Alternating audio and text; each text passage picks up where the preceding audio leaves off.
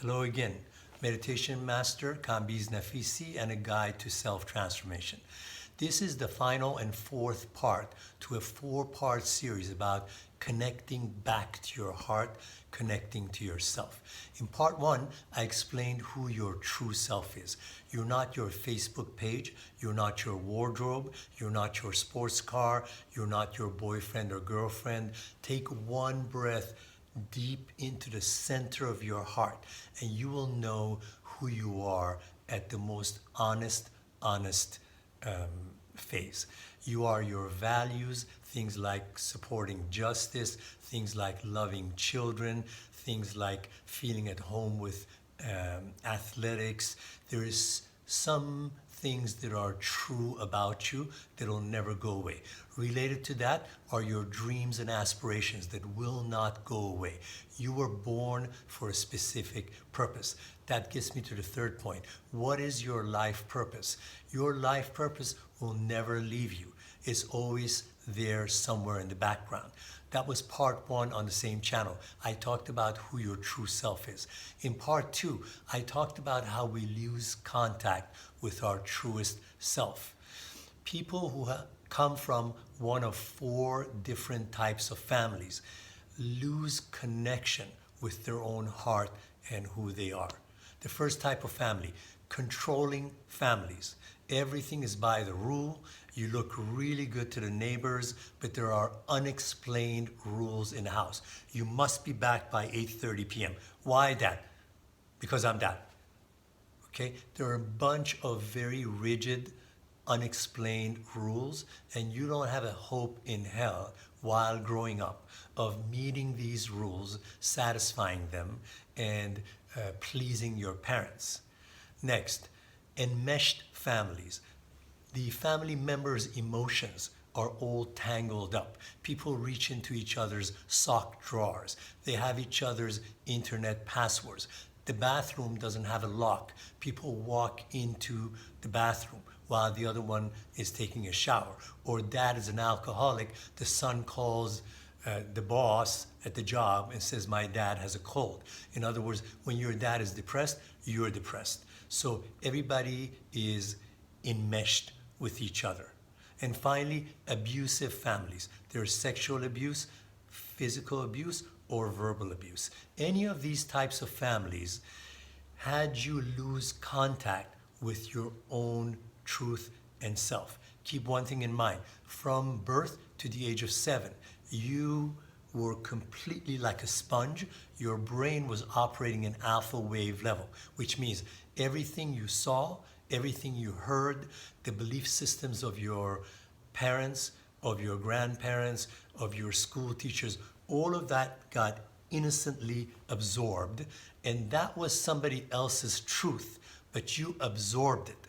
And because you absorbed it, now I can help you through one of my programs called Coming Full Circle to get back in touch with the center of your heart, to realize who you are, not what the news is telling you, or not what social media is telling you, not what your parents told you. We need to distill, we need to get rid of negativity and clutter in your subconscious mind so you connect back with the self. Part 4, what does it feel like to have connected with yourself? I want you to imagine heaven on earth. Imagine being in a big crowd while you're completely centered in yourself. Imagine not caring about competition because you are only interested in becoming the greatest person that you want to become. Imagine having no envy. Imagine having no jealousy. Imagine liking yourself when you look at yourself in the mirror. Imagine feeling self-respect and knowing that self-respect has nothing to do with your external accomplishments. Self-respect has nothing to do with what the people of this town are thinking about you. Self-respect comes from the fact that a life force, a God force, created you in less than 40 weeks. You are unique. You have been placed here by a gigantic life force who wants you to be here exactly as you are. Self-respect comes from the fact that I am alive, I am breathing, I am vertical, and because of all that, I am happy to be here. I like myself. I love who I am becoming. That's what it feels like to be connected to the self. To be connected with yourself, you don't have any soul sickness. You see, in part 2, we talked about how people lose themselves. When you lose contact with your heart, you start to feel soul sickness. We call it toxic shame. You want to hide yourself from the world. You develop addictions. You cannot dance in your bedroom. You never belly laugh. You're not in love with the day. What's the opposite of that? This is part 4. When you get connected with your heart, you are in love with the day for no reason. It's not because you just went and bought a BMW. Those are good, but you are happy because you are you. You want to become the greatest version of you. Competition, let them do their thing. Envy, jealousy, it doesn't exist. You look at the mirror, you like yourself. You love who you're becoming. There's a deep calmness when you connect with your own heart, and you're following your life purpose.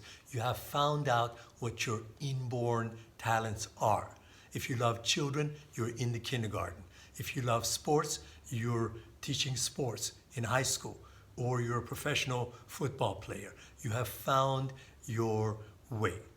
There is nothing like connecting with yourself, developing an inward gaze, knowing at any time what you're feeling, what you're wanting, following your dreams and aspirations.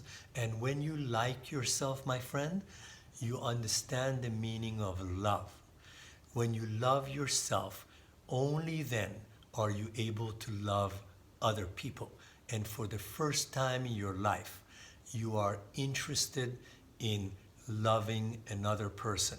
You see, a lot of people are doing deal making when they go after romance. What does that mean? It means I've lost contact with myself, I've got soul sickness, I don't feel good, so I grab onto your skirt so that you can make me happy. So I give you money, you give me sex, and we've got a trade game going on.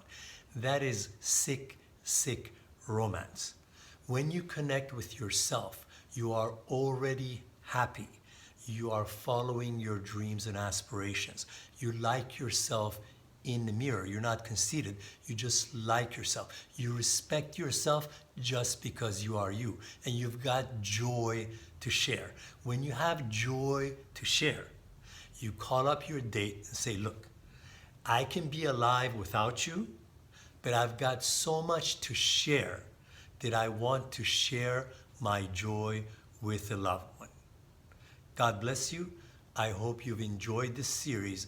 If you want to heal yourself and get rid of any negativity or soul sickness, go to my channel, find a video on coming full circle, and call me up. We'll have a free conversation about this course so you can heal your negativities. God bless.